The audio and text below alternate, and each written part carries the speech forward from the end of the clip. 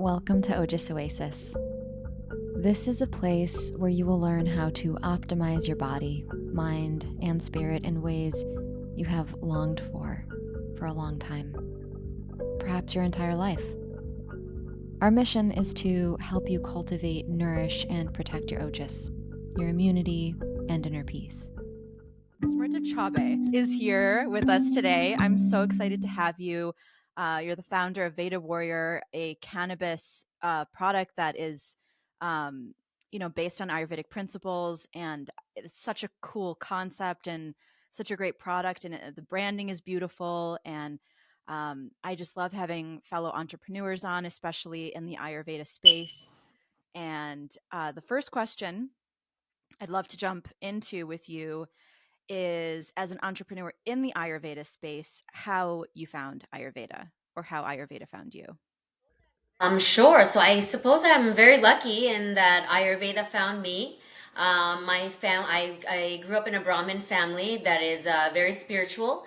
And so I was kind of raised with a lot of the Vedic knowledge. I grew up in a household where both of my parents wake up super early and pray every single day, and they do their meditations and their mantra meditations and prayers. And, so that is a tradition that I was really born into.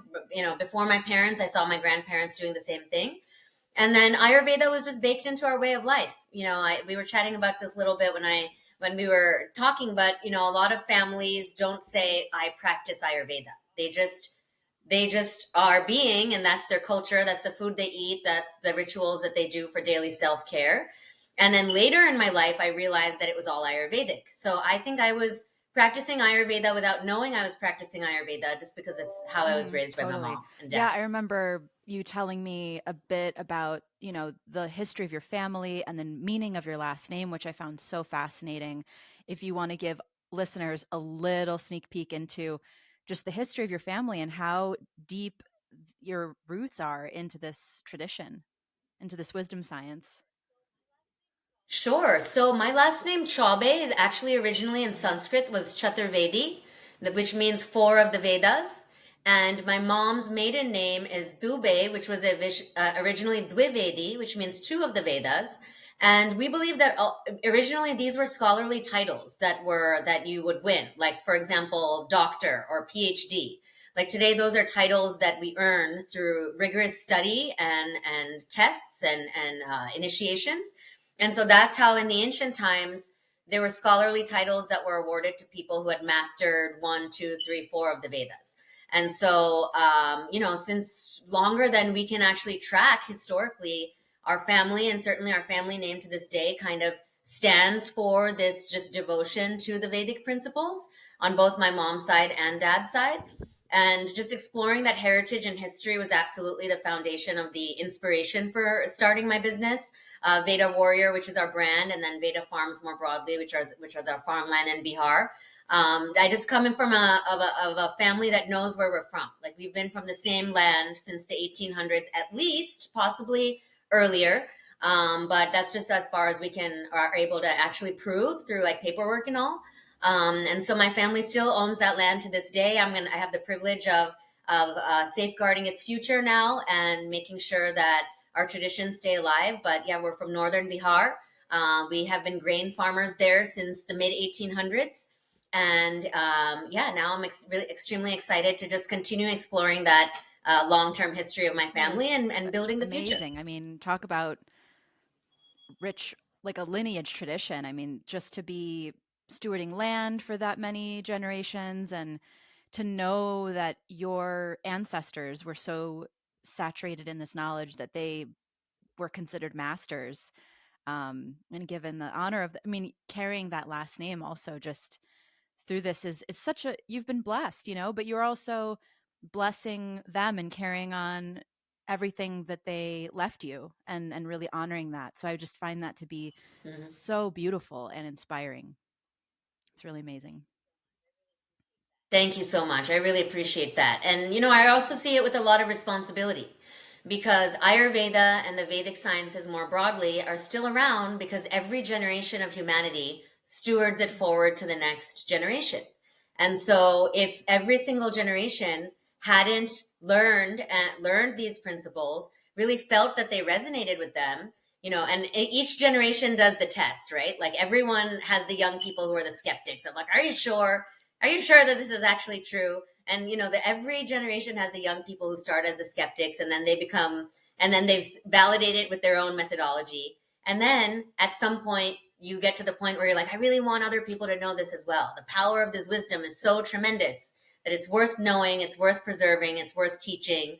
And so I definitely feel the responsibility as Yeah. well that comes with Let's the get name. into the cannabis topic because it is, it's still widely misunderstood. We talked about this before we, decided to have an episode on this, that Ayurveda has covered cannabis for many thousands of years and revered it as a really wonderful medicine for various illnesses and symptoms. And for some reason, throughout history, it's been that knowledge has been lost, right? And you being who you are and wanting to understand and wanting to find out, did a ton of research on this before you started your business. So I was going to ask you if you could share the role of cannabis historically in Ayurveda and how it was traditionally used. Sure. So I'll start by saying that my interest in cannabis was piqued kind of at the beginning of my career. I'm not a doctor or practitioner. I'm a businesswoman who really, really believes in Ayurveda. But I started my career in healthcare investment banking at JP Morgan in New York City. And I basically started my career doing thousands of hours of math on the economics of the healthcare systems in America. So some of the top healthcare systems in the country, like Johns Hopkins, Memorial Sloan Kettering, Kaiser. These were all some of the big name clients of our group. And so I got to see a tremendous amount and learn a tremendous amount on just about the day-to-day economics of how a hospital runs. So in the process of doing that job, I also started seeing a lot of dialogue on cannabis. And at first I couldn't understand why. I was like, why are they talking about cannabis here? This is the most conservative place on earth. Why are we even allowed to talk about this? There was so much stigma around it in those days. And what I started realizing is that we were talking about it because of its therapeutic potential and how mainstream medicine kind of views it with the fear. And so many, many years ago, my interest got piqued to understand, like how come they view this plant as such a threat? And and if it weren't a threat, why are we talking about it at all? If there's truly no medicinal value, why is it even, why are we having this conversation? And so this was about 15 years ago. So around then is when I knew, you know what, let's consult Ayurveda. If anyone would know, it's Ayurveda. Because something I know as a descendant of Bihari farmers is that cannabis is native to India.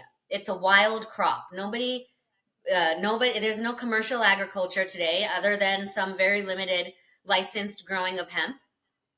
Today in India, cannabis is still illegal to grow. However, it grows in the wild. It is a native crop. You can't stop it from growing. This is a very interesting phenomenon we see in Bihar. It grows everywhere like a weed. If you go to other states like Uttarakhand and Himachal Pradesh, it grows everywhere like a weed. I was recently in Punjab sourcing herbs for Veda Warrior. We have 35 different medicinal plants we use. I mentioned to the farmers and the factory workers there that we were going to be adding cannabis to the product, and they said, "Oh, we have that." I said, "You do?" And they're like, "Yeah, it just grows everywhere. Just go over there and look." Turns out they had tons of wild cannabis there, just growing around the boundary walls, literally like a weed. And so nobody knows more about an herb than the local indigenous people from the area where that herb comes from. And so, because I'm a child of Bihari farmers, I knew that Ayurveda would know because I knew it was a native crop. And so, really, it's about 15 years ago that it started this entire odyssey and an expedition, really, for me to understand like what's the actual truth. And for me, being brought up in this very Vedic oriented family, for me, I was like, if whatever Ayurveda says, I'm going to kind of take that as a pretty good starting point. Like, sure, we have to do modern studies as well, but like, Ayurveda is largely on average over time, right? And so let's at least start from that as a hypothesis. And so about 6 years ago, I formally began an expedition in terms of the fact that I started a science council. I had this idea in my head that I really wanted to understand the truth of cannabis, but I knew I needed help to do that. And I wanted to have authentic Ayurvedic practitioners, Vedas, and I also wanted to have modern biochemists, physicians. I wanted to kind of understand what the ancient text said, and I wanted to re-understand and re-explore it in the context of modern science. I'm really not a purist either way. I'll never say let's throw away modern medicine, and I'm never going to say, oh, we can't believe Ayurveda either. I really believe that the future is a confluence of the two. And so the more research my team did, the more we realized, wait a minute, there's a lot of information on cannabis in Vedic texts. And it really goes all the way back to the fourth Veda, the Atharva Veda, which calls cannabis one of the five most important plants on earth, in addition to barley and other grains and things like that. And it all the way going forward to Charak Samhita, Bhava Prakash Nigantu. So some very foundational Ayurvedic texts. And so what I started realizing is we figured out that there's almost 300 different references to cannabis. And we have dozens and dozens of references of cannabis used in specific formulations in Ayurveda. And the largest use cases we were seeing referenced is number one is pain. Many different types of pain were referenced. Aphrodisiacs as sleep aid in terms of improving mental health, reducing anxiety, panic attacks, things like that. And then as a digestive aid. And this kind of makes sense in the context of what we know in the modern world. But this information was much more detailed than you would find in terms of modern information we have available. They were talking about how different herbs that it can be paired with, and specifically specific formulations. For example, for menstrual cramp pain relief, there are some known Ayurvedic formulations that have bhang or cannabis as one of the ingredients. So that's where our focus really became. We're like, what are some classical medicines we can find where cannabis is being used as an ingredient? Number one. Number two, what can we learn about appropriate processing techniques? We're manufacturers of Ayurvedic medicine. We're creating our own medicines ourselves from scratch, from working with farms to source the raw materials to making our own extracts with our own team, and packaging, labeling, getting a full product out the door. Like, we manage all of that at Veda Warrior. And thirdly, I really wanted Ayurveda to provide some knowledge and wisdom and guidance in an otherwise chaotic, confused industry. And the biggest thing I was seeing is that in the modern times, we just don't have any knowledge base. Any new studies that are coming out are new studies. Exactly that. They're new studies. So they're not conclusive, comprehensive research. And I strongly believe that within our lifetime, we're not really going to have that. It takes decades to create modern studies that you can actually believe work really, really well. So in the absence of that, Ayurveda is a traditional source of wisdom that is time tested. It's already been working for billions of people over thousands of years, as I always say. And it's an excellent place to start with a hypothesis while we continue in parallel working on that, building that modern science, which is just going to take time and money to do. Additionally, I feel that the modern way we conduct clinical research really, really skews the entire system towards big pharma. To just apply to the FDA to have a new drug reviewed, the new drug application, it's $1 million fee. So how many Ayurvedic Vedas do you know who have $1 million sitting around to go fund clinical research of any one of these medicines? So I'm really going into this project eyes wide open. I know how the money works.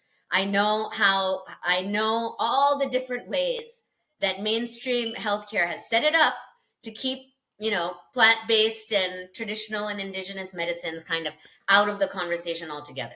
So that's really where I feel Is like that why the you opportunity think is. cannabis has been demonized or misunderstood for so long, is because of what you referred to, like there were just other other ways of profiting that people wanted to, pharmaceutical companies wanted to kind of make sure that they were getting the leg up in the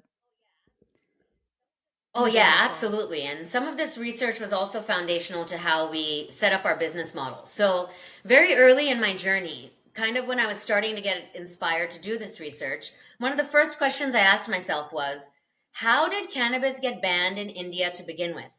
Because the research we were finding, it's spoken of as a spiritual sacrament. Cannabis is, or Vijaya is the Sanskrit name. I'm going to start using that word rather than cannabis. Vijaya is the beloved of Shiva.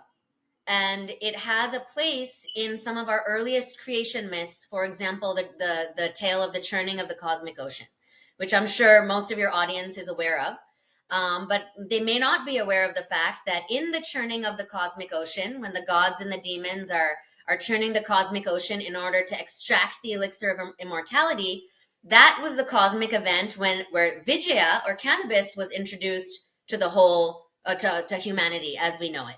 And as the story goes, when the hala hala poison was released out of the churning of the cosmic ocean, and Shiva went to drink that poison in order to save humanity, his wife, Parvati, the divine mother, used her powers to conjure up the most powerful medicinal plants in order to heal Shiva, in order to heal her beloved, because he had swallowed this terrible poison, and he's called Nilkantha, the blue-throated one, because he was holding that poison in his throat. Well, some versions of this tale say that Parvati conjured the most powerful medicinal plants. Out of the ones that appeared, she's hand-selected cannabis. She made a paste out of its leaves and then turned that paste into a drink and had Shiva drink it, and the anti-inflammatory properties of that healed him from this deadly poison. So I love thinking of myself as a storyteller, because I think bringing out these stories is so important, especially in the modern world, to say, like, on one hand, this could be just viewed as metaphor, but really, what were our ancestors trying to tell us? They were trying to tell us that this plant has incredible therapeutic potential. So the first thing I wanted to figure out is, like, who banned this to begin with? And because I just couldn't see Hindu people going in and trying to say, hey, like, let's ban bhang, which we use for like all of our Shiva holidays. And so what I realized then is that this is about much more than cannabis. This was a war on indigenous medicine that started long ago. So when the British were colonizing India in 1866, they banned Ayurveda. So prior to that, Ayurveda was the biggest export of the Indian civilization, our healthcare, our spices, our herbs, our textiles. This was all part of the Vedic sciences. These were some of the biggest exports of the Indian civilization. We were shipping our medicines all over the world. We were masters of it on a global scale. The British came in, and in 1866, they decided that Ayurveda had to be banned, but they did not do that because they studied it and figured out it didn't work. It was the exact opposite of that. They are known to have said that if we want to truly subjugate the Indian civilization, we have to dismantle their ancient education system, of which Ayurveda and the Vedic sciences are the heart of that ancient Vedic education system, and make them believe that everything that is foreign is better than their own. So there is a systematic strategy as a tool of war to remove Ayurveda.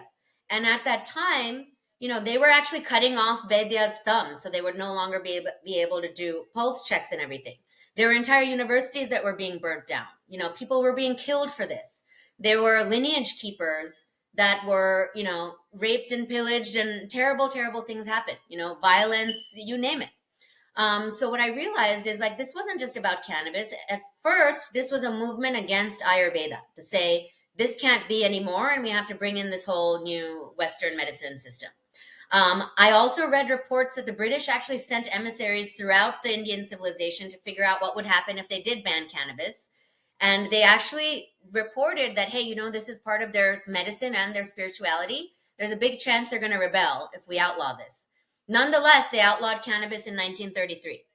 And so again, what I realized is that it's not that we, the people, realized that this was a threat to humanity. It is an external force, which was just there for private gain, that implemented these things. And then over time, we, the Indians, forgot about it.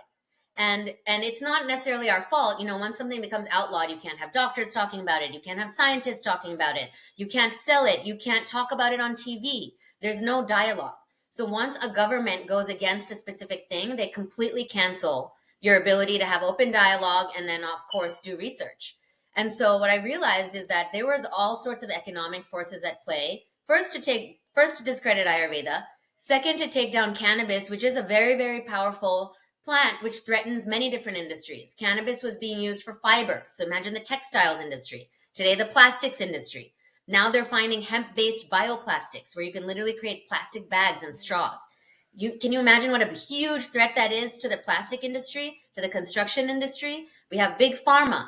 which stands to lose its blockbuster drugs, Ambien, Xanax, Prozac, Viagra. All of these are being threatened by cannabis. You have like hemp seeds. So you have the food industry that's being threatened. And paper. Hemp was being used to make paper all over the world. And so the paper industries who are owned by the Durst family, who owned forests, and they wanted the trees to be used, not hemp fiber. So the more economic research I did, the more I realized, wait a minute, there's so much more to this story.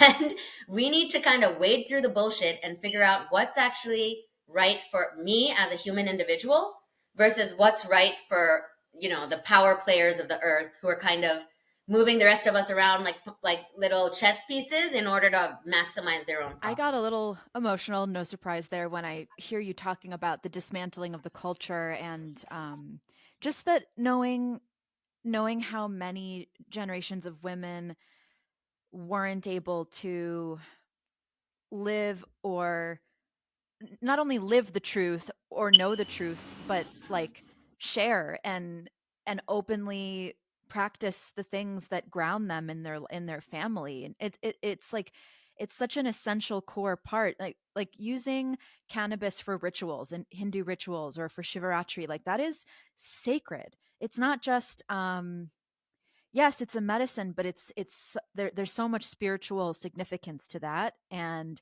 the story that you told about the turning of the ocean, I mean, this story has been around forever.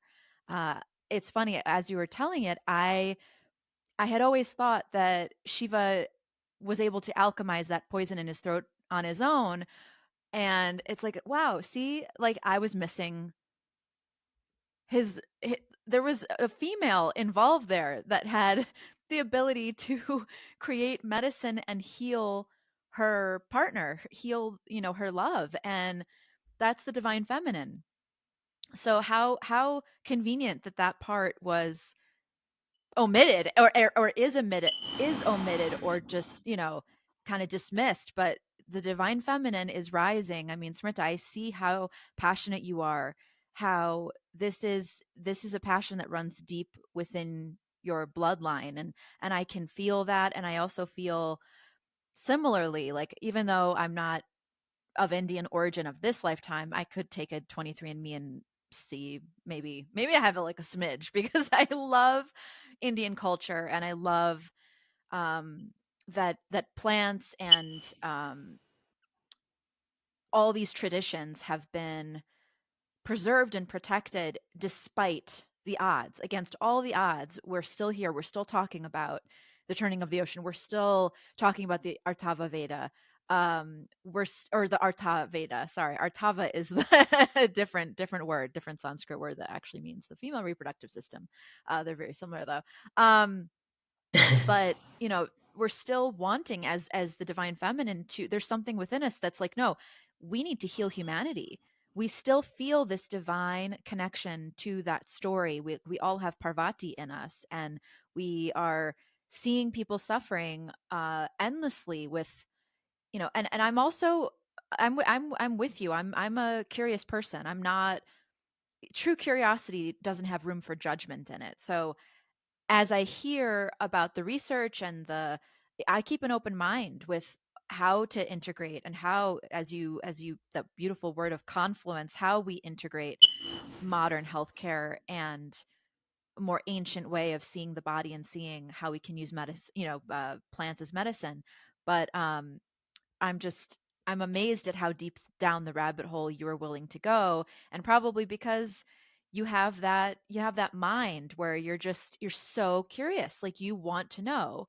And not everybody does. Not everybody cares to know that deeply about, and anything really, right? Like that curiosity is a sign of genius. And as your last name states, like there's a mastery there. There's a propensity toward mastery. So you went down the beautiful formulaic, like capitalist kind of career path, which it is impressive, Smrita. Like your educational background, your professional experience, to anyone's measure of success, you were sitting in like a very, very high position of financial abundance and higher education, and you could have done anything with that. and this was calling you, and you answered that call. And I think it's a divine calling. I think there's like a really great purpose to all of this. And yes, as you said, you're a businesswoman, but I think you're more than a businesswoman. I think you're like very dharmic, and you have something that's driving this. It's not just a business. There's a purpose, there's a dharma behind it, which is let's get truth out. Let's, and through and I don't know, some people are just able to um have that analytical mind, and I think it's because you were a financial analyst, right, for hospitals. That was what you were doing at JP Morgan? Yes, I was Investment in banking? investment banking. Ah, Yes. that's so many numbers. That's so many. Oh. Yes, that's right. And then went on to work in payments for many years. But I love what you said there about, the rise of the divine feminine and some of these dharmic threads that we all have, like for example, when I look at you, the first like the immediately I'm like, well, it doesn't matter if you have Indian blood in your DNA or any Indian DNA. I'm sure you've had other lifetimes where you were fully devoted to Ayurveda, and because of your work in other lifetimes, it's calling you in this lifetime. So what I love about the Vedic sciences is allows us gives us the tools to have these multidimensional conversations where we don't have to walk blindly through life, and we can kind of start to like extract pieces and of information from our broader soul's understanding. And I think ever since I was a child, I kind of realized that there were some disconnects between the way we were living our lives and the Vedic principles I was being taught. And I think that was probably the most annoying part of being my mom growing up, is that I was kind of like, well, those mantras say this, then why do I have to do this? And then the biggest thing that I was seeing is these discrepancies around how women are treated. And for example, I was born into a Brahmin family. So we often hear of Brahmin priests, but where are the priestesses? And I was like, what's going on here? Because look at all the goddesses we have. We have Durga. My mother's name is Durga. My grandmother's name is Saraswati. We have all these different goddess names within my family. So I'm like, well, what happened to the priestesses? Clearly, those goddesses had equal amounts of magical powers. As you said, we never are told the story of Parvati as being the one that heals Shiva and being a master medicine maker.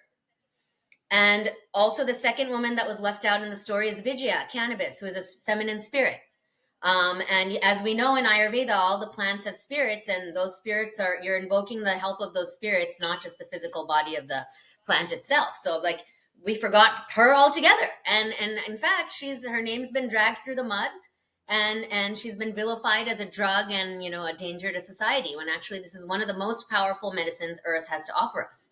And so you're right. I mean, I have a lot of business training, but my deep prayer is to consecrate that to the furtherance of Ayurveda and say, how can I use every single skill I have, every single weapon I have in my arsenal to build the future of Ayurveda? And to me, reclaiming that divine feminine seat at the table is so important for myself, for Vijaya, for the spirit of the plant directly, whose story has been mistold, miscreated, and dragged through the mud. I really feel strongly about being the one to stand up and say, no, this is not just a drug. There's so much more here. It can be used as a drug, but without knowledge, none of us are going to know what's medicine and what's drug use. And we're never going to be able to optimize the full potential of it. So I think that we as women have such an important role to play here. And it's not an easy one because no one wants to give you a seat at the table. And what I realized is that, like, if I don't get a seat, I'm making my own. And really what my life is I made my own table. I'm sitting at it. and before I knew it, all these people wanted to join my table because it's the I'm at cool your one. table, Smrita. We're at the same table for sure. Woo! Um, Woo! wow. I mean, yeah, everything you said. Thank you for seeing despite me not being having the same skin tone or having the same, bloodline, like I definitely do have such a deep connection and reverence for this. And as you were speaking about cannabis, I was like, yes, she chose you. She 100% chose you. It's so clear. She channels through you as you speak. I can feel her essence, right? And that's how I think Ayurveda runs through me. When I go into this really interesting flow state, when I start talking about Ayurvedic medicine and talk about being dragged through the mud and facing the skeptics and, you know, trying to tell people that are not familiar with, the Sanskrit or even the word Ayurveda, that this has been a very effective healthcare system for thousands of years, way before the written word. And it still works. I mean, they're like, okay, well, then why have we not known about it? And it's like, well, the same reason why people don't know about how the history of cannabis and why that's also been. And it's the same. I mean, we see common threads here of oppression and nature not always being the most profitable way of going about, the economic aspect. And as you were also celebrating the divine feminine, another thought bubble came up about, you were sitting in like the most masculine industry that exists. Finance is, especially investment banking, probably mostly men, I'm assuming, right? I mean, I have some friends, some Mm-hmm. girlfriends that are in finance, but like investment banking is totally a boys club, right? It's a boys club. So for you to be able to Mm-hmm. hold your own in that environment, and for the Vidya of cannabis to have found you in that environment, it's just, I don't think it's a coincidence. I think you're in the absolute perfect position to speak to anybody about this, because you know how to speak to a very masculine, dominant society. And in the business world, that is also, that's how people want to talk about it. They want to know, okay, if it's so great, then again, you have to have, like, you have to show the math, you have to show the work behind how did you get to this hypothesis, and everyone wants proof, but then there's the spiritual aspect of Ayurveda and cannabis that some people might get lost there. Some people might be like, okay, well, I'm going to get dropped off right where you ended with, this helps. This is an analgesic. It helps with pain. It's a nervine sedative. It's good for sleep. That's what I want it for. And that's fine. You don't have to go down deep into the spiritual essence, but guess what? We're not going to leave that part out. We're not dilute. We're not here to preserve, protect, and dilute the many dimensions of Ayurveda and cannabis. We're going to present it all and the Sanskrit, and you take what you want. You take the part that speaks to you, and that's true Ayurvedic essence right there. Is what's medicine to some is poison to another, and everyone has their reasons for that. And I think meeting people where they are and what they're ready to accept about the properties of this medicine is really important, because we are at a really interesting time with our healthcare system. It's a really transitional time. More and more people are wanting other ways of managing their chronic illnesses. Many people have chronic illnesses too. I'm sure you have all the stats on that. You seem like the girl to go for stats. You're gonna be my right. You're like, well, you probably like have it all memorized, I'm guessing. And you're not even, yeah, you're like, yeah, I do. You're laughing because it's true. Yeah, I know. I feel like the best weapon we have in the world these days is statistics and knowledge. I think that's why I named my company Veda Warrior. Veda, as you know, means knowledge, and it's the more you know, the more powerful you are. And those statistics, I always say, if I were the CEO of United States of America and the head of my healthcare department came and showed me the statistics our nation has on health, in like in a corporate situation, that person would be fired, right? Because if you're running a company, you're based on KPIs of success. So imagine, like, how successful is our healthcare system if we have the most expensive and least effective healthcare system out of anyone on planet Earth. So like that's what the numbers show essentially. And so I think it's about time that all of us take a step back and figure out, wait a minute, if I'm relying on mainstream healthcare for my day-to-day wellness, I'm going to become a statistic like all of these people. Like last time I looked up, I think like 42% of Americans get cancer at some point in their life. And it's like, That's what? high. That's not No. that's not okay. Right? Like, so that means that whatever we're being told is not the answer. If almost half of us are getting cancer, not necessarily dying of cancer, but at least getting it at some point in their life. So I think we just have to take a big step back. And I think the opportunity therein is really for Ayurveda. I spend my days talking to people who have never heard of Ayurveda before. And I personally think it's an incredible privilege to be serving this population. And I think it's exactly where I was meant to serve in the broader discussion, because when I meet, most of our customers find us when mainstream medicine has already failed them. So they're not saying, should I try Ayurveda or should I take Xanax? They're saying, I already took Xanax for 3 to 5 years. Here's the incredibly terrible side effects that happened to me. I asked my doctor for help. My doctor, all they did is increase my dosage, or they switched me on to something different. Like maybe they put me on Klonopin or whatever. And all these years have passed and there's nothing to help me. And now I'm in a complete state of despair and helplessness. And oh, Ayurveda, what? What are you talking about? Oh, it's plants? Ah, sure, I'll give it a shot. So that's kind of like the sweet spot of where I meet people. They're already in a state of complete helplessness because something is they have some chronic condition that mainstream medicine is not serving. So it's so sad that it takes it really usually to that point to get somebody brand new to try Ayurveda. But unfortunately, that's what we're seeing is the case. But the positive thing out of all of this is that people are very interested in learning, because I think a lot of people are on the same page of understanding that, hey, we have a for-profit healthcare system. They literally tell us the truth. In their first line of their annual report, it says, our role is to increase shareholder value. Our fiduciary role is to increase shareholder value for shareholders. They're not even lying about it. And so at this point, I don't even blame Big Pharma. I think early in my career, I was very angry. I had to process a lot of anger. I was like, how could anyone be so unkind as to profit off of disease in this massive of a scale? In the beginning, many people were calling me a conspiracy theorist for the economic statistics I knew. And I'm like, no, I'm just a Wall Street banker. I spend all day looking at their numbers. That's my job. I'm sitting at my desk like 14 to 16 hours a day analyzing numbers. And I literally get paid to analyze those numbers and connect the dots and come out with strategy from it. And this is what I'm seeing. And so I was shocked at how you were not even allowed to mention these things without people using words like conspiracy theorists to discredit what you're saying.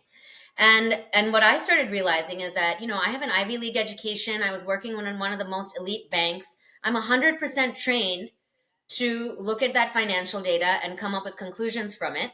But regardless of all of the academic and professional accolades I had, the second I started saying something that was against the mainstream narrative, immediately I became a conspiracy theorist.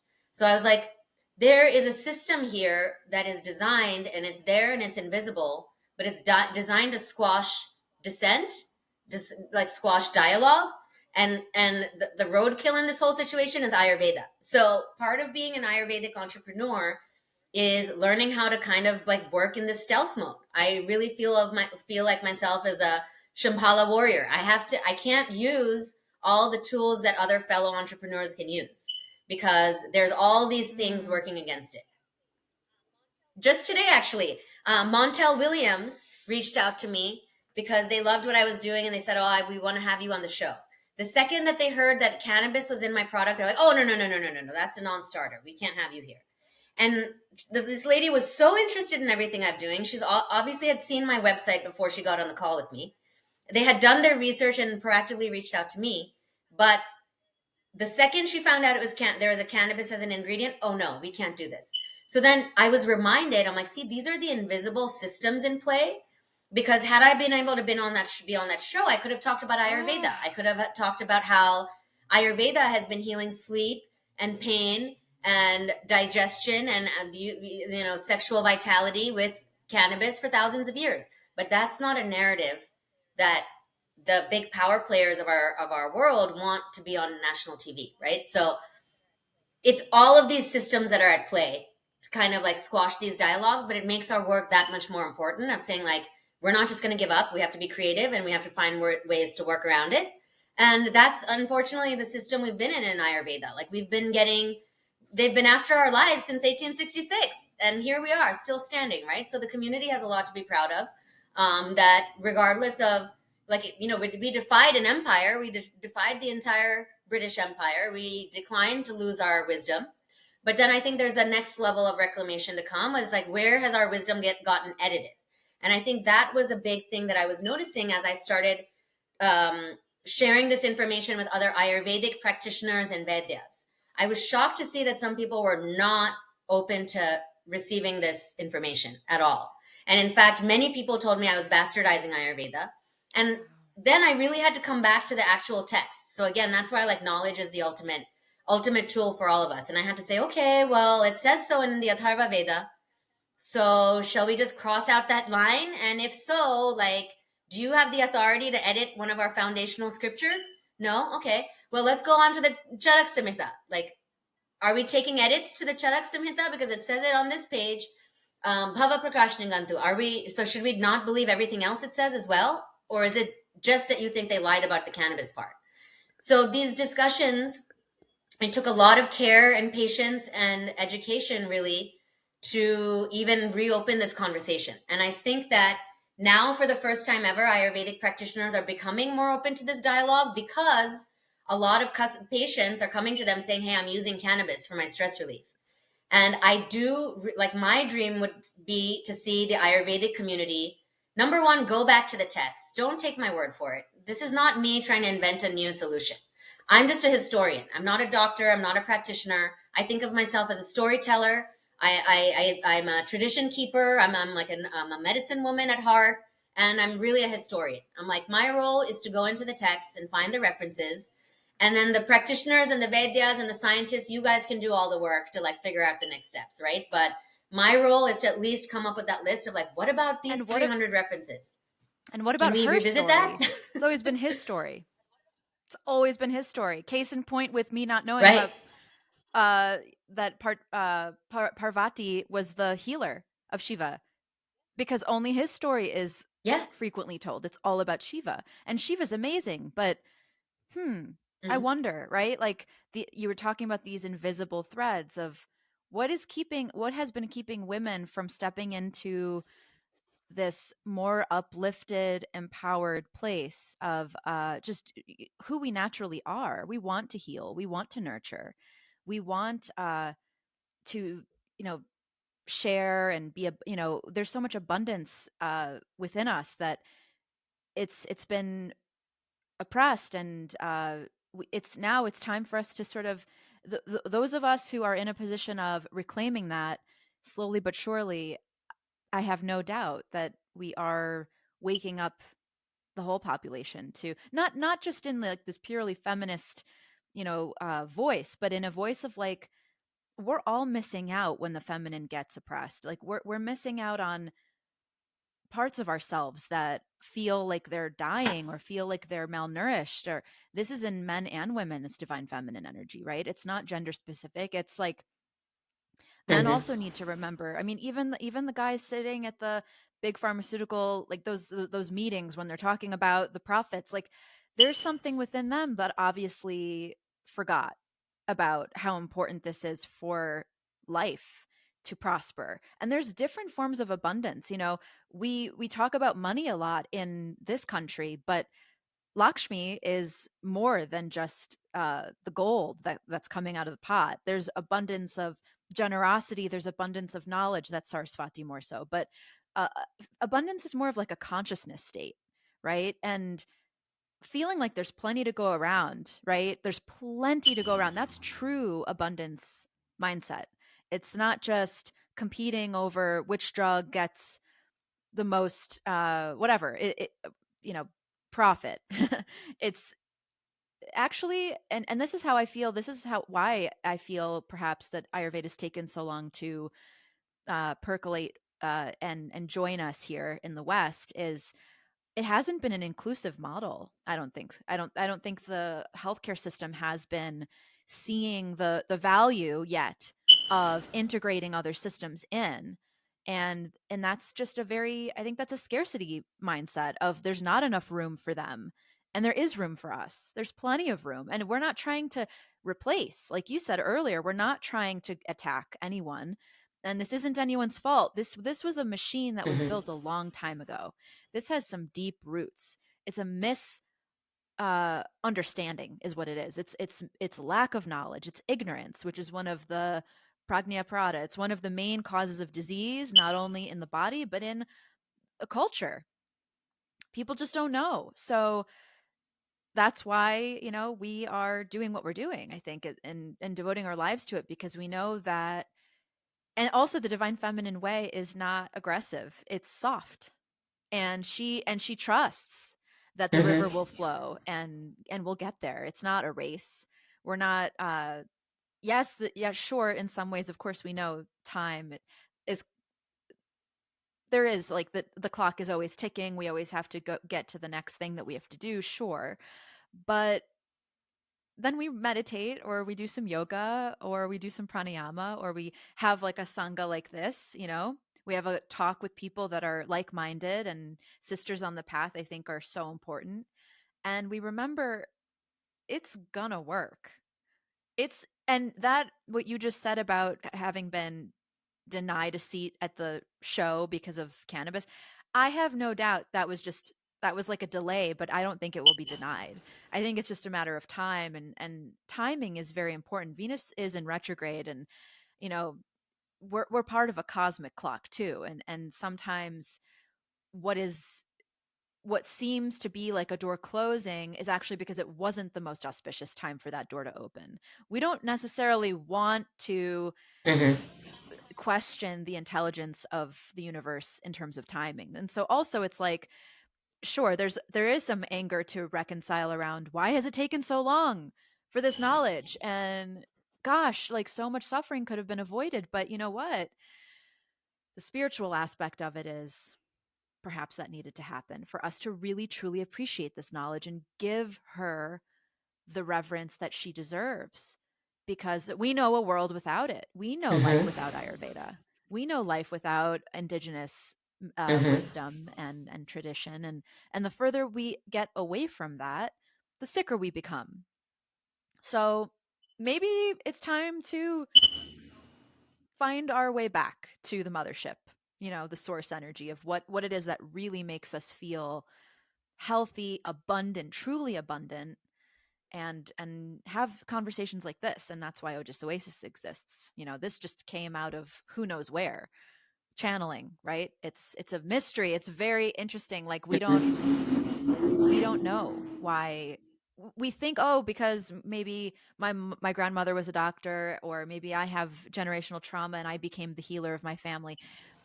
We can think, sure, that, our karma is informed by, we look at our family history, and it's like, okay, well, we didn't just come here by accident, but also we're choosing this. There's a choice to align with nature and to trust nature. And I hope we continue to come back to that place of innate knowing that, of course, if cannabis is of the earth and has all these medicinal values, like pain, sleep, focus, and a lot of people are struggling with a lot of pain and a lot of various forms of it, whether it be from trauma, or car accidents are quite common, or injuries from sports, or just aging, people that are aging prematurely because of their lifestyle. There are there are so many ways for this medicine to, there's a place for it, is what I'm trying to say. There's such a need. And so that's what makes me feel like this is an inevitability. It's not a matter of, we don't have to fight. There's no Mm-hmm. fight. It's more just seeing from a witness consciousness place, and having compassion for people that just don't know. And they're only closing doors because they just don't Mm-hmm. know. Um so I just feel like we're just going to keep teaching. I think that's, I guess, right? And I've been told also, as of idea, I've been told by people, Sasha, because people are very minded, and I'm not going to say that I'm not business minded, but that comes later. I feel like first education, right? Without the awareness, who's going to know how amazing this is until we unearth it? Who's going to, and I think you have a really interesting way in with your background. Like you said, you could have done anything with your background. Literally, you could have gotten a job anywhere, because you are the American dream. You are a child of immigrants, I'm assuming, right? Yeah, same. Likewise. So, Yes. Hmm. female child of immigrants coming to America, you got into the good schools, you went all the way to Wall Street, New York City. I can relate to having this glamorous lifestyle and then waking up one day and being like, I think there's something broken here. And that Parvati within us was like, I think I'm going to do something about it. Yes, absolutely. Well, that's what I find so empowering about all of the Vedic knowledge and Ayurveda. Ayurveda teaches us that balance is the key to health, right? So whether that's, I don't feel of this, I don't really think of myself as a feminist. I'm like, I'm not trying to be a feminist. I'm not seeking for women to dominate men, but we just have to go back into balance.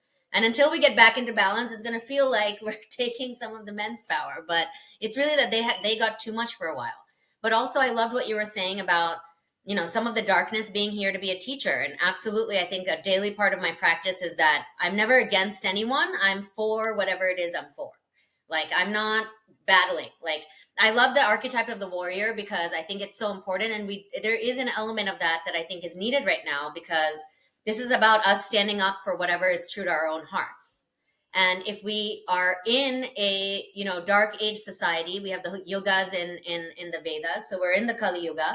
So if we're living in a dark age society, what was already prophesied is that we were going to be living in a system that was felt oppressive. So if you have an oppressive regime that is taking you away from the true path of your heart, then simply standing up for whatever you believe in feels like being a warrior, even though it's not really. You're not fighting anyone. You're just fighting for your own right to exist or to be the way you are. But it takes that courage, that strength. So that's what our whole Veda Warrior mission is invoking. It's not saying like, let's go out and, fight all these people. It's saying, let's stand for something. Let's stand for that archetype of the sacred warrior who is confident enough to say, you know what? I don't believe what they're telling me on TV. I did my own research and I looked within my own heart and used my own intuition to guide me. And that doesn't work for me. I don't have to go fight the system. I don't have to tell other people they're wrong. But at least for me, in my sovereign domain of my kingdom of my own body, I don't have to do that. And I think that is where the Vedas are so empowering. Ayurveda is so empowering as far as I can tell. I'm like, this is a system of sovereignty. This is a system of teaching you how to rely on the intelligence of your own spirit. Now, we're taught here when we're born in these dark ages to fear everything, to be like, oh no, what's going to happen about this? What am I going to do if I quit my job? How am I going to pay my bills? Like, what if nobody marries me? Like, we're taught all these fears, but that's not really the way the soul was designed. The soul is designed with intelligence. We think that we know everything in this life, but it really, like, your soul knows on a much higher cosmic level what you're doing across all of your lifetimes, not just this one. And so there's an incredibly divinely intelligent system that's at play. And then we are incarnate here and we forget and we think we're little dummies who don't know anything. And so a big part of my journey was really untraining myself and like removing all those fear hooks and learning how to trust like the intelligence of number one, the divine, and then also of my own soul, which was created by the divine outside of time and space, outside of the power of any government, and just taking that daily time to connect myself with the all that is the infinite space. I think that is the most powerful thing that anyone can be doing. So I feel like if I don't do that in the morning, I have a very different day from when I do. So I think that's what's important, and that's the reclamation. This is also part of our divine feminine reclamation of saying, I'm going to trust that my intuition knows what it's talking about. I'm going to trust that when my intuition is throwing up red flags, or if my body is feeling crappy, that it's a signal. It's actually very, very, very valuable data. As like a numbers girl, I'm like, that is very valuable information to know when you're feeling anxiety and what type of things bring up fear, because it's telling you data on what's not working and where you're straying away from your soul's true mission. And so that's kind of what we have to do right now is the reclamation first of the self, and then of all Right. these other things too. It's such a deep consciousness awakening that's happening. It's not just the surface level material, the Maya, that gets people really confused and disembodied. And it's just, I talk about this all the time on the show about people are looking all over the place for something they can only find within themselves. And but people don't know how to sit and breathe. right? And especially if they are in chronic pain, sitting is going to be really hard. If people have chronic anxiety, that's also going to be really hard to get into a no thinking state or a deeper consciousness state, because so much debris has accumulated in their body, so much ama, mental and physical ama. So and that's why, yeah, it's a big, this is a journey. We're not downplaying that this is complex, and we know because we're in it.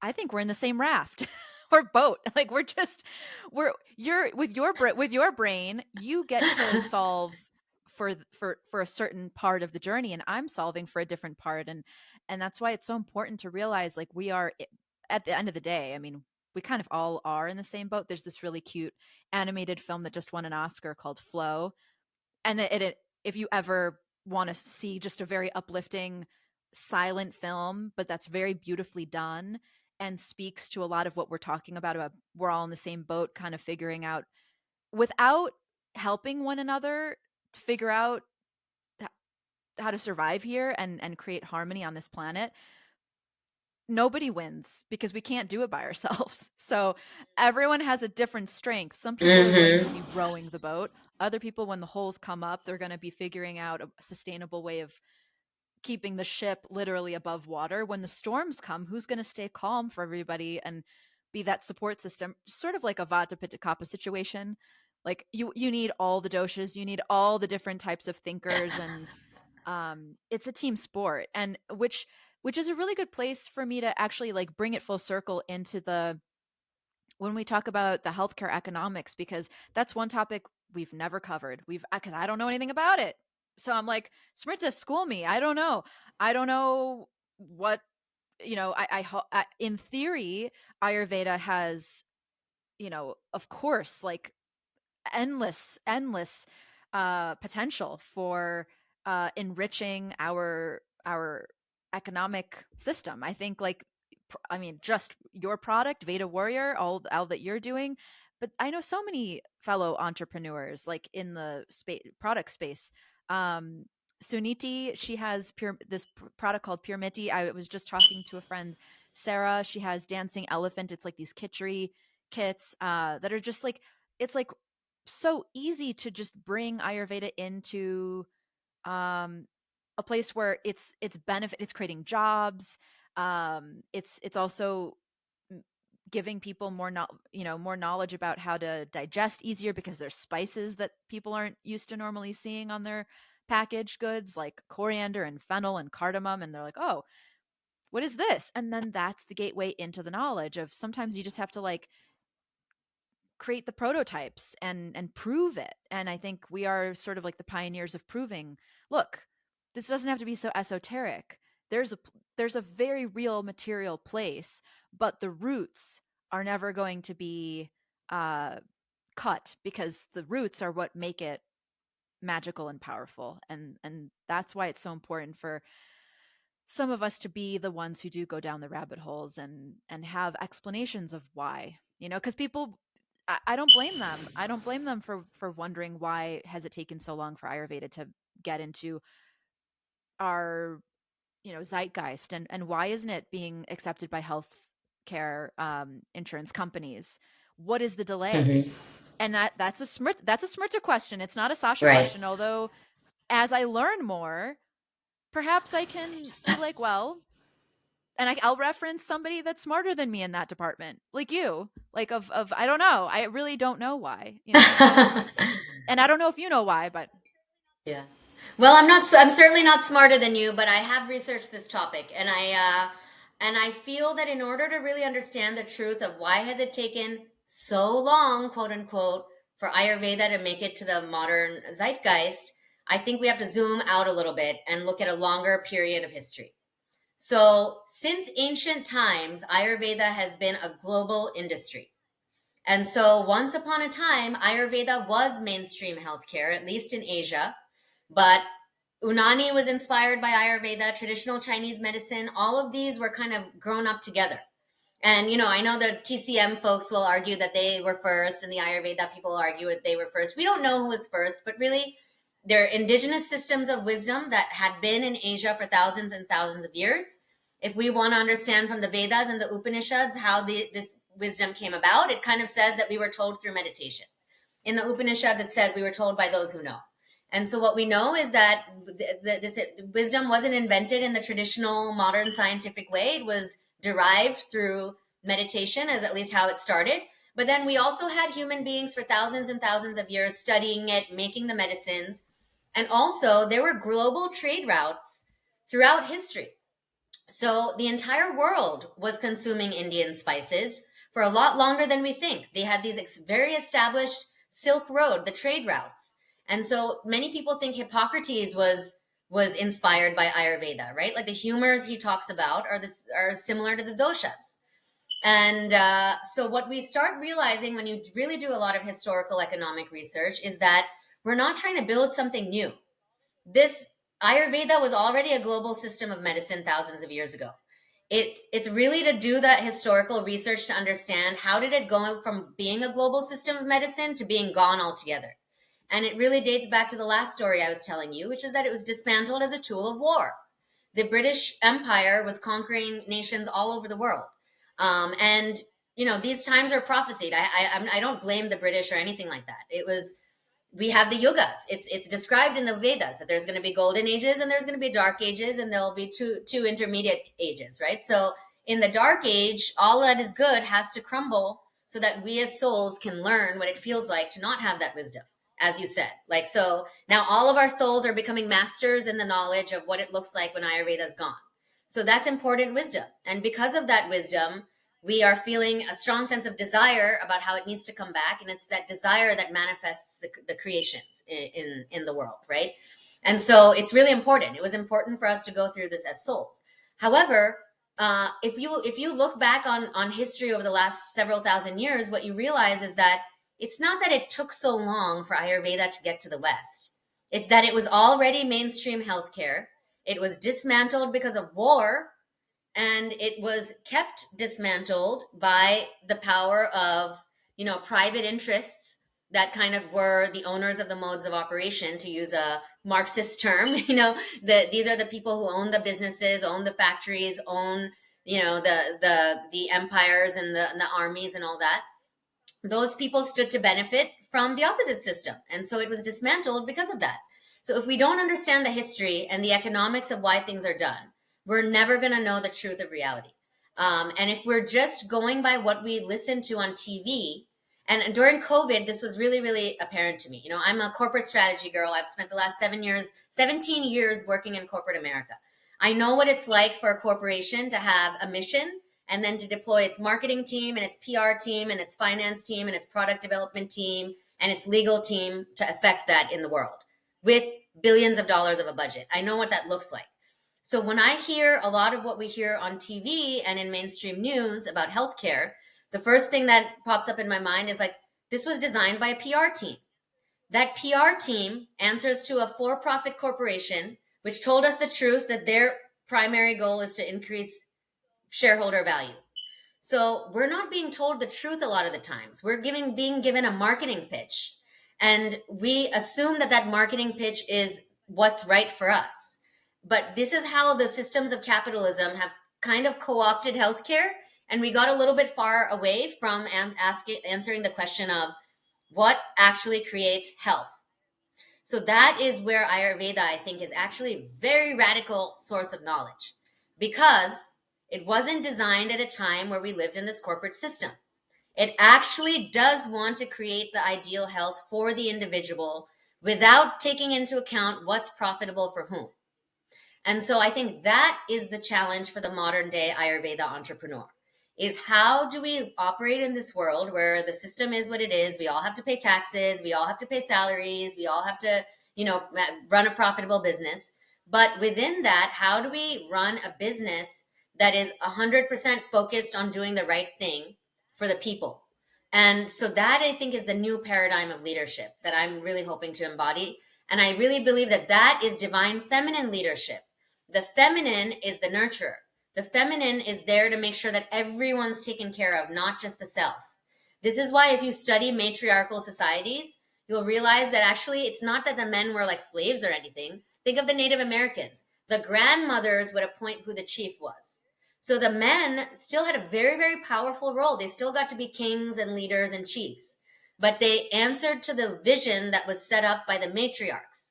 And the matriarchs were fighting for nourishment for everybody. Those were the grandmothers, those were the mothers. They're saying, like, I don't, regardless of who's who, you're my son or you're my daughter or you're my niece or nephew or grandchild. So the women were supposed to be the one who are safeguarding the vision of nourishment for the whole. And so that is really what we need to bring back and tie into the masculine side, right? Because running a business requires so much masculine work. But the key thing, as I run my business, and I always tell everyone, all the employees on my team, I'm like, you're not just working for me. You're not just working for Veda Warrior. We're working for the essence of the plant directly. We're here to do the right thing by the plant in terms of how she wants to be, how she wants to show up as a medicine and as a healer in her own right. And we're here to just be stewards of that. And then, secondarily, we challenge ourselves to be smart enough to run a profitable business anyway. So there's a lot of people out there when I was first starting my company who basically told me, like, you can't do both. You can't both have a profitable business and do the right thing. Like, so there are people out there who think it's a zero sum game. I absolutely disagree. I say, like, God has blessed me with so much. I was born into a wonderful family who invested in my education. I have, as much education as anyone needs right now. And I'm like, I command myself, I challenge myself to figure it out. I'm not going to do the round thing for the people. I'm always going to do what's in integrity with Ayurveda, then with the spirits of the plant medicines themselves, and for the end customer. First, these three things must be safeguarded. And then I command myself to be smart enough to figure out how to pay my bills as well and treat my people well, and pay a living wage and make sure that everyone on my team can actually afford housing and all this stuff. Like, these days, I'm realizing that many people don't even get paid enough to survive. Like in New Jersey, the cost of living here is tremendously high. And so if you're making minimum wage in New Jersey, that you're not, it's getting tougher and tougher and tougher. Over the last few years, the cost of living has just been skyrocketing in terms of food prices, rent prices. This is divine feminine leadership. It's thinking through all of those things and having nourishment at the center of it all. This has been just such an amazing conversation, Smrita. Like from the get-go with the historical and the economical, you know, backbone of like giving all of this context in modern day life. Like this is the way that I think people are going to be able to slowly start to digest, which is again a very Ayurvedic concept, not giving anyone something that they're unable to like see their own familiar concepts in. So as we get into not just the, some podcasts or some Vidyas or some Ayurvedic teachers will just want to talk about Ayurveda and the ancient texts, but I think that for Ayurveda to have relevance in people's lives that are not from the East, it's going to be increasingly important that we're patient and that we are compassionate about the fact that many people don't have, like they simply don't have a reference point to connect with it yet. And so having conversations like this, where especially with people like you, and my background, I mean, I went to Syracuse undergrad and then I was in the corporate world as well. I have, experience in corporate advertising as a creative, not in the business side, but understanding the need for things like a living wage and the benefits that come with being in the corporate world of like healthcare and steady income and having a paycheck come in and being able to afford living in a city like New York. These are very real things. And living in America is not, in some ways we're so blessed and we have so much access to so many things, but it's very fast paced. It's very like day-to-day life. It's a grind and it demands a lot of us, not just, you know, from work, but to be able to keep up with things like self-care. So if we can make it as easy as possible for people to adopt these things, and that's where I come in my private practice with people, because I know where people are coming from in their day to day. I know bringing new things into their routine is a challenge. Changing the way that people are eating, changing the way that people are viewing medicine, not just wanting a quick fix-it pill and reaching for a bottle, or various other types of coping mechanisms of just maybe they want to zone out and not pay attention to what's going on because their mind is already filled with so many things. And knowing that, I think that the greatest teachers of any generation are the ones that understand how to answer the need of the hour and arrive to that moment and meet that moment. And I think we're able to do that because we are children of immigrants. We know what it is to come here with nothing, no one, finding your place in the society as an outsider. My parents are Russian, right? So they didn't speak the same language. They didn't look the same. They didn't eat the same. My home growing up was, again, it was very different from my friends. And but the thing is too is that gave us, I think, a leg up. Even though at the time for me growing up, I was like, gosh, I feel like an alien. My life is so different from all my friends. Like we don't, we're just coming from a very, very different framework of reality here. But what it does is it creates this grit, because it's not easy to be a child of immigrants. I don't know how many people can say that that's like an easy gig to be first generation American. But you learn, you know what, if you study and if you get into a good school and if you are disciplined and if you apply yourself, there's a lot of blessings to be had here, and it's worth pursuing a life of abundance, because that is what I think the foundation of America is built on. It's like anything's possible here. And for so long it's been hijacked by this like dark agenda, I think, of at no matter what the cost, there's been this pursuit of power and money and greed. And actually, perhaps we can, you know, start infusing the divine feminine in the way that we even talk about money's great. Money's beautiful. Money lets you love yourself. Money lets you love the people that you love. You're creating jobs, you know. I'm able, it's freedom. It's freedom. It's It's freedom. beautiful. And and there's a way to marry the concepts of capitalism and dharma. You know, there is a way to harmoniously marry these aspects of human life and business. And so don't take our word for it. Just I've always said, let the work speak for itself. Let my work speak for me. Instead, I don't really feel like I want to always sell what I'm doing. I'd rather just keep doing my thing. But I also think that people want to know the people behind the scenes, and what are they like, and why are they doing what they're doing, which is why I feel like it's so important to have entrepreneurs on the show. And there is no separation Mm-hmm. between the dharma and the business and the history and where you come from, and what makes you you and how you think and why like, I think that this is all what people are craving, is real substance and purpose. And Right. Right. and I think that that's why your company, your business is off to the races. I mean, people are wanting this. I saw your website. It's so well done. It's so beautiful. The name is so, oh, Veda Warrior. That's what we are. That's what we are. Yeah, that's what we all are. Exactly, exactly. And I love what you were just saying. And my mission is my dharma. Like I don't have work life balance. I'm just one person. And I really strongly believe, as it relates to the abundance dialogue, if you're on your dharmic path, that dharma, your spiritual mission, it will provide for itself. And that was the biggest thing I had to come to terms with, because there's always so much fear as an entrepreneur, right? Like, how am I going to pay this? How am I going to pay that? And over time, as the years went on, I started realizing is like, my dharma will provide for itself. I have to trust in the core intelligence of my soul that came here for this mission. And so what I found is, whenever I feel like there isn't money to do something, I always take a step back. I'm like, is this really it?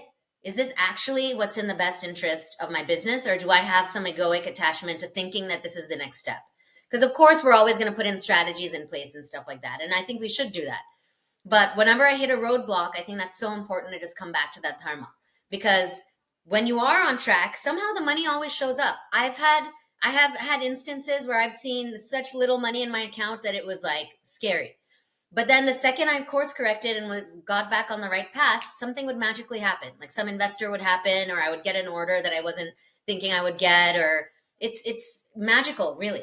But just if you're, as long as you're doing the work to find out what your dharma is, and then trying to stay as close to that as possible, which is going to be a dance. It's always going to be like all over the place. But if you're directionally following that mission, I the believe money that is always too. going to And be I've there. had people say to me, Sasha, wow, I don't know how you take are able to like, you're so brave or courageous to be able to take this risk, because there is no like formula or career path of this. Like, this is all just complete divine surrender, but not just surrender. The surrendering, it doesn't mean I'm not doing my part, like you just said. Like, there's a you have to stay focused, you have to be clear on, strategy and how you're going to do what you're doing to survive, but also at the same time, like, knowing that, yeah, like, being able to accept the risk is a really important part of being any type of entrepreneur.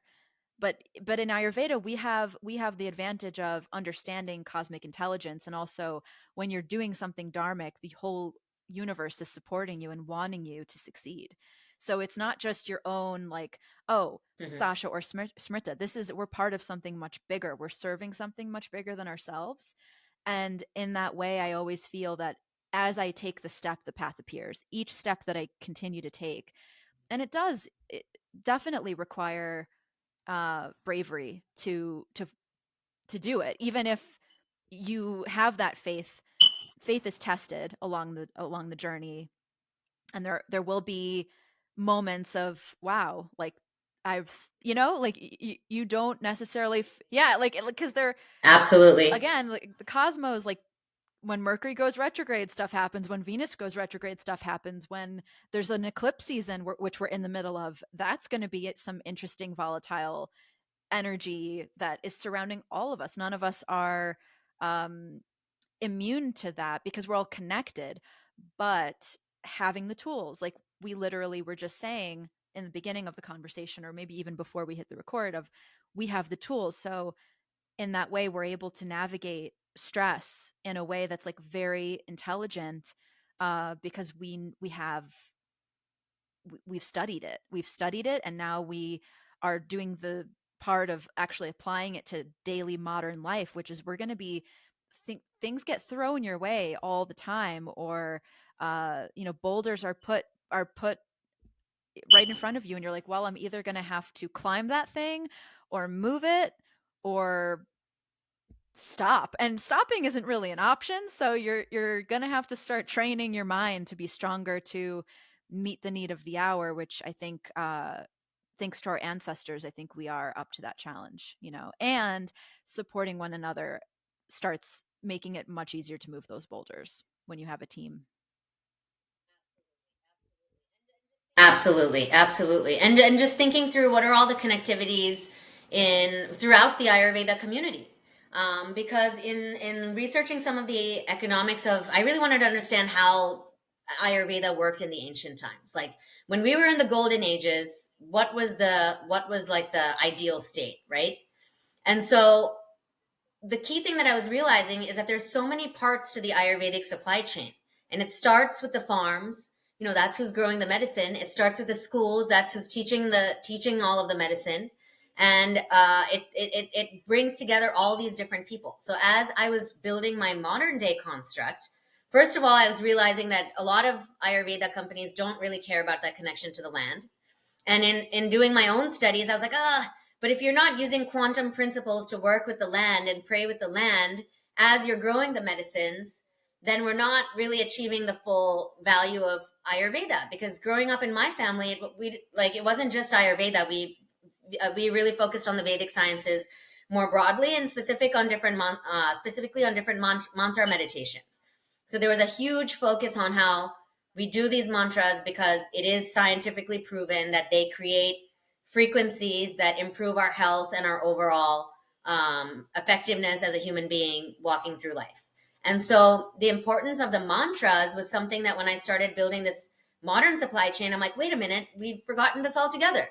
But the farmers are no longer talking to the Vedyas, and the Vedyas are no longer talking to the factory owners, because it's like, okay, the Vedyas are the pure ones and the business people are the bad ones, and they don't want to be seen in the same conversation, and the farmers are caste nobodies system, and right? nobody cares about That's them. the outdated And yeah. I was just like, yeah, exactly. I'm like, this doesn't work. This is not honoring the first people that touch your Ayurvedic medicine. Because if the farmer who's farming your tulsi is, starving and can barely like afford to live and has no money for their family, like all of that negative energy is going right into those seeds, into the plants from its earliest creation. So are we really doing a good job at creating Ayurvedic medicine if we're not thinking in this completely quantum physics rooted way?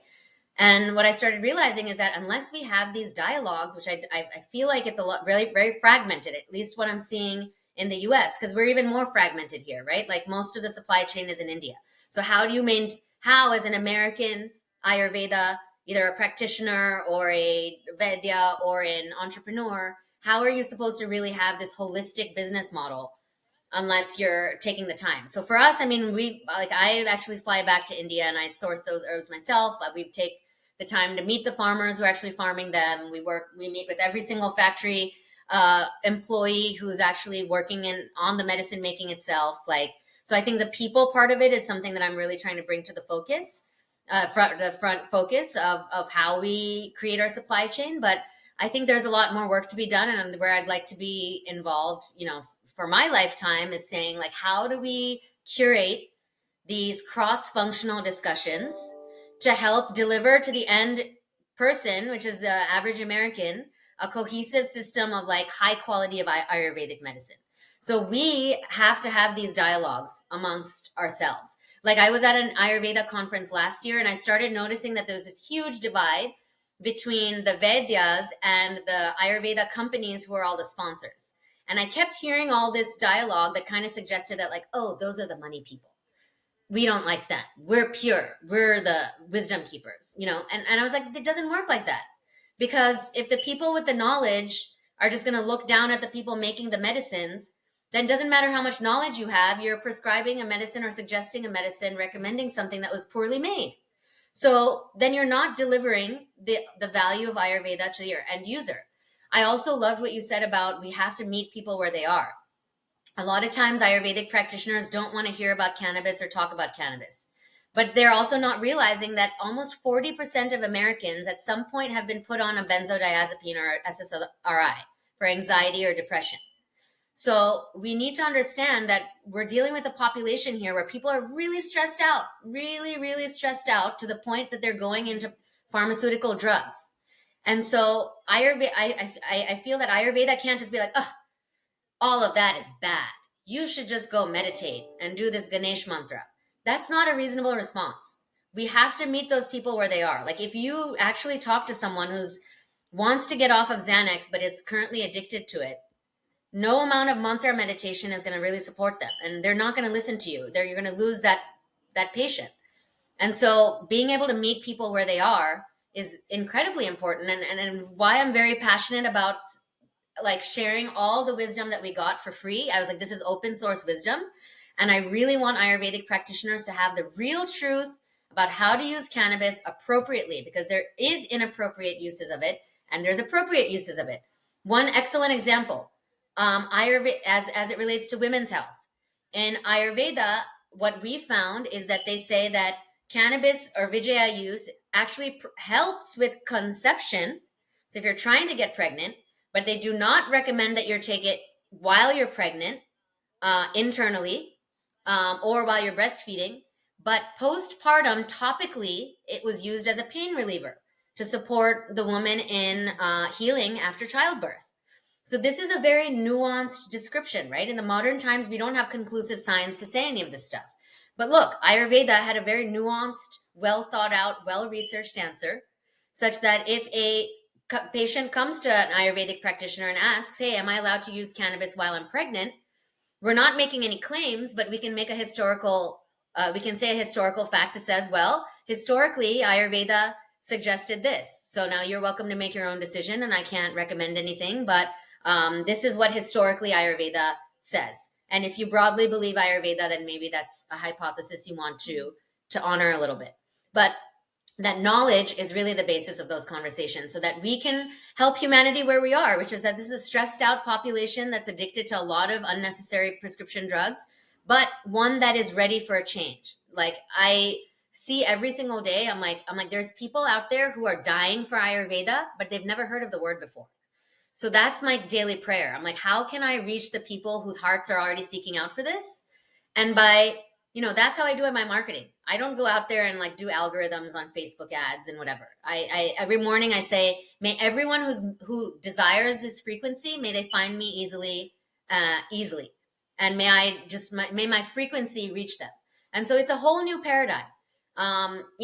Because like the things I learned in business school are not this. Wait, they didn't have So, prayer but at business school? They didn't have any prayer before before class? yeah, Yeah. yeah. I was like, I don't need algorithms. My mind can bend time and space. I can simply communicate with the universe through prayer and mantra and let it know what my mission is. Right. And then it's just going to happen. And so it's not easy to act this way. I feel like the last 7 years I've been very, very deep in my spiritual path, researching a lot of different ancient lineages, not just Vedic lineage. I mean, I love that. And I'm also very, very interested in other cultures as well. As we talked about, we all do different things in different lifetimes. I believe I've spent other lifetimes in other civilizations, and therefore their knowledge speaks out to me as well a lot. Like I love learning Native American medicine. I'm like, a lot of their things are basically Ayurveda, and they just speak about it differently. They have different stories. They have obviously different herbs that they use in the Americas, but a lot of the things are directionally similar. So it's just all fascinating to me. Well, universe, you heard it. She has the prayer of hoping that this knowledge reaches. I mean, I have the exact same prayer. So, may anyone listening to this, may it serve you in the ways that it needs to, exactly where you are in this time and space, in this moment, with whatever you're dealing with. And I believe that, our part, it's not that our part is done, but that is our role, right? And we look at a beautiful ancient formula like Chyavanprash, an amazing Rasayana jam with many, many, many herbs in it. It's not just amalaki, although amalaki is traditionally the chief herb. It's the one with the most um, ratio, the highest part is amalaki. Some other Chyavanprashas have like ashwagandha maybe at the top, chief herb, but most of the time it's amalaki. But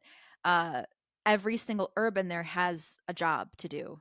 Uh, some is just to help the chief herb, and some is to help you digest everything all together, and some is to make it yummy, and some is to help the texture, to make it easy for you to take all of these things. So every single person that is being assembled, again, I think we're being assembled by the divine, brought together. And you and I were brought together in a very auspicious way. Again, the universe, right? It's not like I didn't even meet you. It was a friend who was like, you two should meet.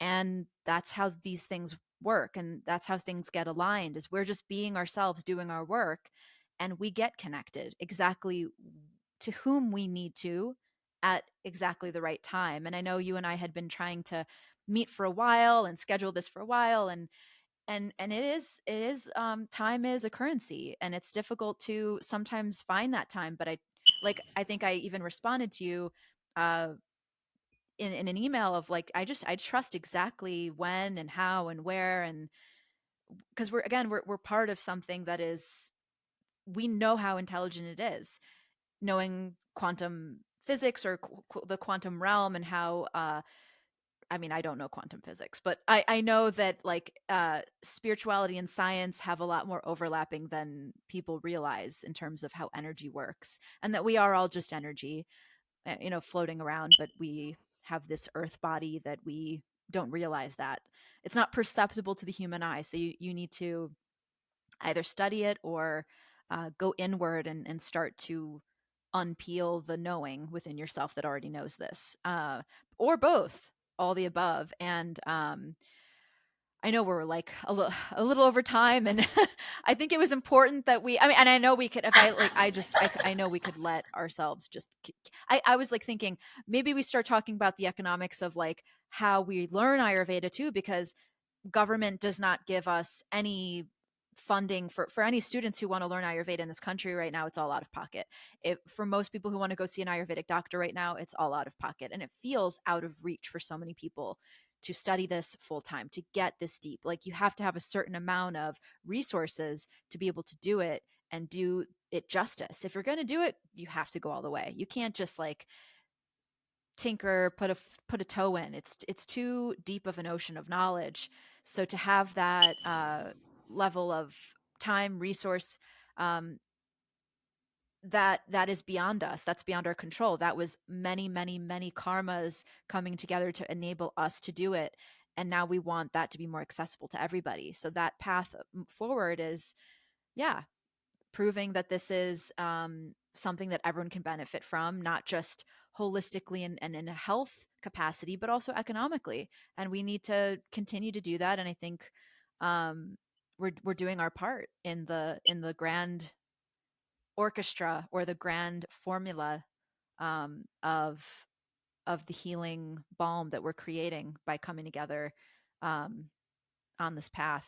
I really do think we all have a place in it. We have a very unique place in what's unfolding, and continuing to show up is the key. And I think we're doing it. And this was an amazing conversation, Smrita. Thank you so much for bringing your light, your intentions, your knowledge, and for doing the work you do. And if people want to find your product, your website is vedawarrior.com. And right now you're working on getting it to more states outside of New Jersey, right? It's now people can order it in New York now, or not yet? Not quite yet, but we will be. We are currently live in New Jersey. We're in about 50 stores and counting, and we'll be launching in New York, hopefully by the end of the year as well. And then beyond, these are all man-made restrictions. Like, this is ancient medicine. As I mentioned, at once upon a time, it used to be allowed throughout planet Earth, but we'll get there one step at a time. Thank you so much for being here and for accepting the invitation to come on Ojas Oasis. And may your prayer be answered sooner rather than later, but also in divine timing. That's right. That's right. Thank you so much. I really appreciate you having me here and your presence. And this was a wonderful experience. Thank you for listening to Ojas Oasis with Sasha Brzezinski. To learn more about Ayurvedic healing, please visit ojasoasis.com. We'll see you next time. And until then, have your smile.